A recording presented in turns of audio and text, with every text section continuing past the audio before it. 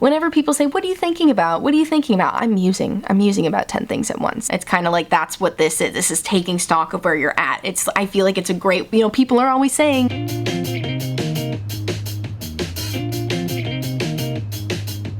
hello and welcome back to the Hard Feelings podcast. This is, of course, my mental health podcast where I talk about things like anxiety and depression and period anxiety and health-related anxiety and all different kinds of anxiety and depression and big feelings that are hard to process, aka hard feelings. I guess that was a little redundant. That was a new ramble alert, new ramble just dropped. Wow, I'm so excited for today's episode because it's a topic that I really needed. We're post-eclipse and don't act like it didn't affect you. Don't try to tell me that it had zero effect on you whatsoever because I felt very affected by the eclipse. I'm only laughing because I'm trying to look jokey so that people don't make fun of me, but I did feel affected by the eclipse. Okay, my shins hurt all day. And for what? And for why? Like, my shins never hurt. My boyfriend tried to say it's because I wear my platform Crocs everywhere, but he's wrong about that. I've also been shocking people a lot. Like, I keep accidentally shocking him and like various doors and surfaces and stuff. I feel like I'm very statically charged right now.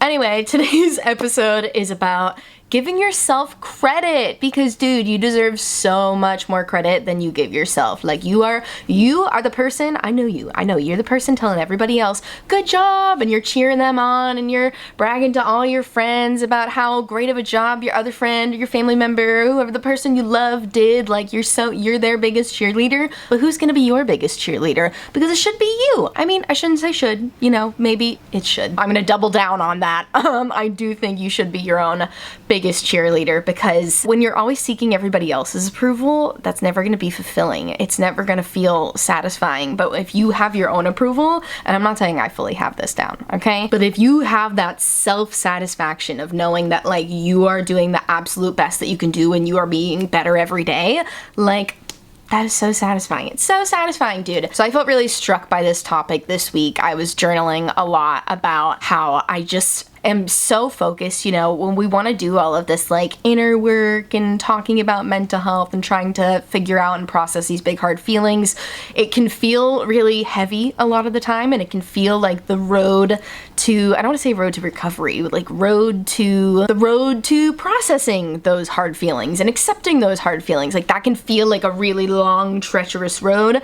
So I think it's great to take stock of where you're at and how far you've already come. Mental health is such a journey, I know that sounds cheesy, but like, if your end destination is to be mentally better, like to get rid of your anxiety or depression and just like make it go away, make all those hard feelings go away, I think that's a fruitless effort. I think maybe you would get to a point where you maybe feel like you have a better grip on it, but at the end of the day, I don't think you learn to eliminate your anxiety. You learn to accept it and learn ways to handle it that are better and learn new ways of thinking.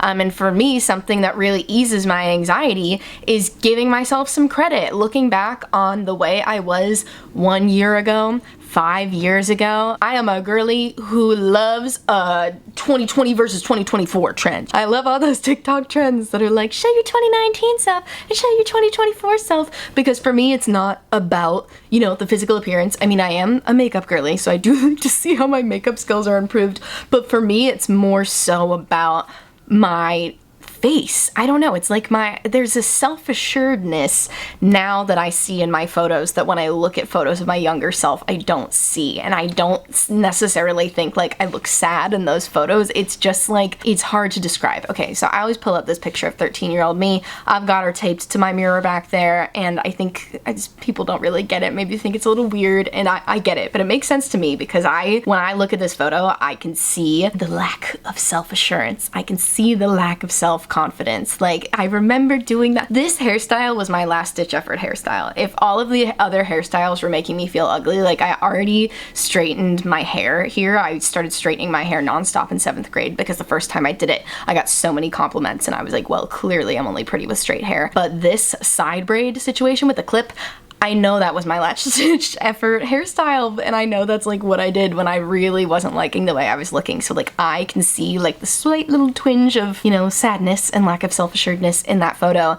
And when I look at photos of myself now, I'm like, that's awesome. And all of those years in between, like I know like 13 to 29, that's a big difference. But even just looking at photos of myself from a few years ago, I'm like, wow, I see a self-assuredness in myself now that I did not see as much of then. So looking at photos is a great way to, you know, give yourself credit from where you've come. But I really, you guys know me, I'm the #1 advocate for journaling. I know I'm a broken record about journaling, dude, but I really think every once in a while, you gotta take stock of where you're at. Last year, I did a whole thing like every single month of the year. I did all of my wins for the previous month, and then I did all of my intentions for the following month. I didn't want to call them goals, I called them intentions. And that worked pretty well. I liked doing that last year. I'm not doing it this year because it felt a little too forced for me. I'm a big advocate for not forced journaling, not making yourself do journaling every day if you're like me and have ADHD and can only do things when you feel so passionate and just overflowing with wanting to do those things. That's me with journaling. Like if I just forced myself to sit down every day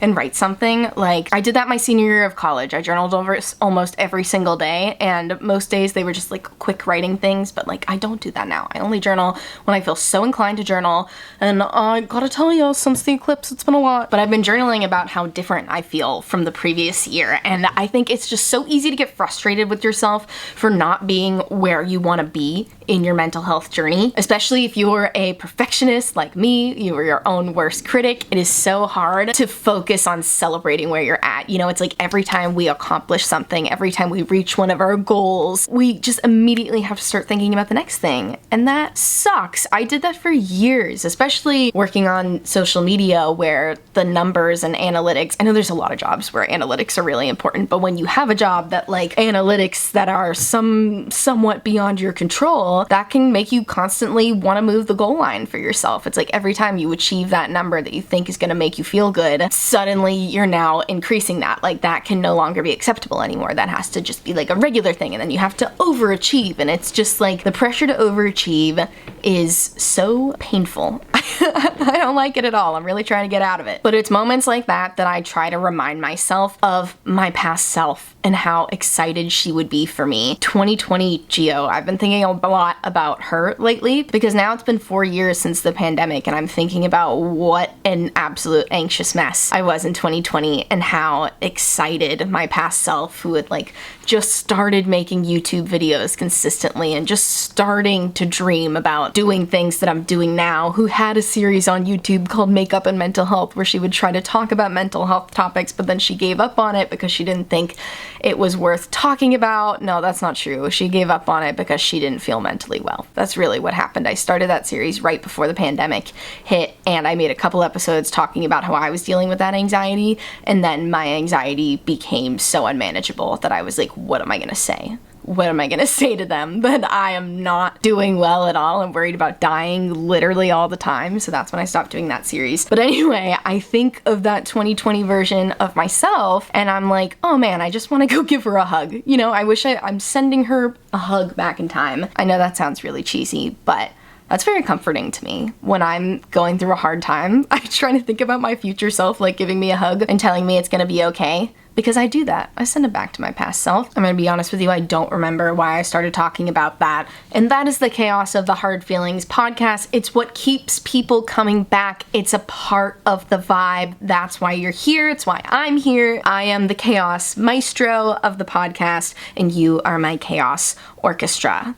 Let's go. So I am challenging you this week, dude. I really think you should journal. I know I said journal when you want, so like if you don't feel inclined to journal about it right now, just muse about it, you know? There's so much value in musing. Whenever people say, what are you thinking about? What are you thinking about? I'm musing. I'm musing about 10 things at once. At least muse about how different you are than you were last year, how different you are than you were a few years ago. I'm not talking negative stuff. I feel like that should be implied, but in case it's not, there's no negativity allowed in here, and I am not a toxic positivity girly, okay? You gotta feel all your dang feelings, but for this specific exercise, focus on ways that you've grown, you know, ways that you've grown as a person. I don't care what bad things, or I don't even want to call them bad things, I don't care what mistakes or hard lessons you've had to learn in that time. Like, I know that you've grown. Even if there was a hard lesson you had to learn, that helped you grow, did it not? Like, there are so many ways that we have grown, even in the last year. I think you gotta take stock of them. It's a great way to reframe those things that you think of as mistakes that are actually just redirections. Oh, I saw a really good quote about that recently. Dude, what was it? It was something about being like your life will completely change when you stop viewing there being a right and wrong answer and just think of everything as direction and redirection. And I was like, oh shoot, don't view anything as like the wrong decision, because it's all just gonna be redirection. Like, you cannot miss your destiny, dude. I like thinking of it that way. I like thinking of it that way as somebody who is constantly worried about not living up to my full potential of what I could possibly live up to. I really like the idea of, as long as I'm doing me, being authentically myself, doing what feels good, sharing what feels good to me, then, you know, that should get me in the right direction. Of course, I gotta be brave, and I gotta make some tough decisions, and I'll probably make some wrong choices, or choices that lead to hard lessons, but I gotta make choices. You gotta make decisions in order to take those steps. That's the real hard lesson in there. You're not gonna move anywhere unless you do something. So, that's hard. None of the last like 5 minutes was in my notes. I kind of just went off there, but I hope I hope that you've learned something. I hope that this has inspired you to give yourself some more credit, think about your past self, and if she might need a hug right now. What version of your past self can you send a little hug to? Because I know I am really self-critical and often like think of my past self with disdain for decisions that she made that I would never make as a 29-year-old woman, but lately I'm trying to have more compassion for my younger self and know that she does not have all of the knowledge that I have now. She learned the hard lessons so that I don't have to make those same poor decisions again, you know? What version of your past self could use a hug today? I think you ought to send it to them. I don't know, sometimes I think you gotta look at your life and see you at different ages or at different parts in your life as just like different characters, you know? They're all you, they're all different versions of you, but instead of just trying to like leave the past in the past, I think it's also okay to have some compassion for the past. I like to feel that connection between past, present, and future. It's kind of like that's what this is. This is taking stock of where you're at. I feel like it's a great, you know, people are always saying, I'm always hearing people say that the key to mindfulness and the key to like being at peace and feeling good is to be present. And I think that's such a hard thing. And I think taking stock of where you're at and how much you've grown is a good way to do that, because it's not harping on the past. It's not holding on to the past. It's just saying like, my past self would be so proud of me, so I'm gonna be proud of myself now too.